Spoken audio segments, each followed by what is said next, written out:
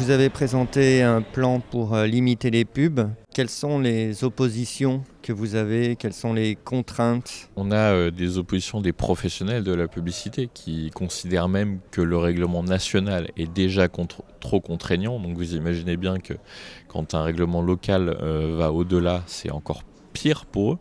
On les comprend et ils défendent leur profession et ça s'entend. Les acteurs économiques locaux sont plutôt favorables à une réduction de la publicité dans le sens où moins de publicité, c'est aussi plus de visibilité pour les enseignes qui sont sur notre territoire. Donc on a par exemple les avis favorables de la Chambre d'agriculture et de la Chambre des métiers et de l'artisanat qui ont donné un avis favorable à ce projet de réglementation locale de la publicité.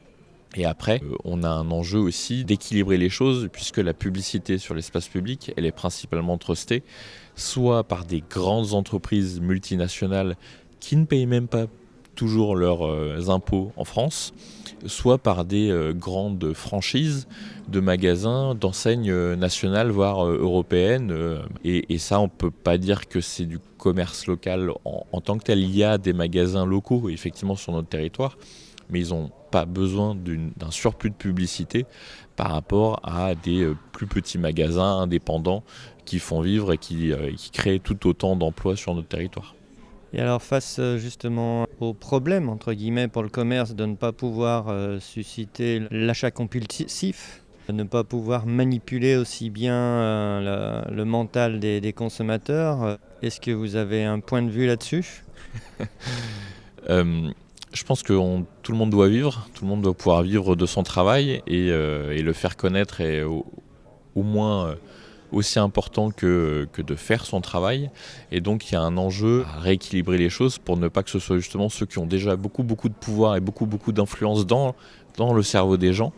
Et de rééquilibrer les choses, ça permet de redonner une plus grande liberté aux citoyens pour choisir ce qui est le mieux pour eux, le plus proche, le moins cher, le moins orienté et distordu par le marketing qui est effectivement plutôt l'apanage des grands groupes que des petits commerçants et artisans de nos territoires. Et est-ce que vous avez un retour de la part de Grenoble qui a été en pointe sur ces interdictions de publicité? Oui, on a un retour très positif en fait, et ne serait-ce que les élections de 2020 où Éric Piolle a été quasiment réélu au premier tour, à près de 47%, montrent quand même qu'en termes à la fois d'amélioration du cadre de vie à Grenoble, ça a eu un vrai impact positif. Quand on remplace un panneau de pub par un arbre, ça a un vrai impact positif. Et pas que sur le cadre de vie, aussi sur la qualité de l'air, sur les îlots de chaleur urbains qui sont réduits. Et puis surtout, contrairement à ce qu'on peut entendre parfois, le commerce en centre-ville à Grenoble se porte tout à fait bien.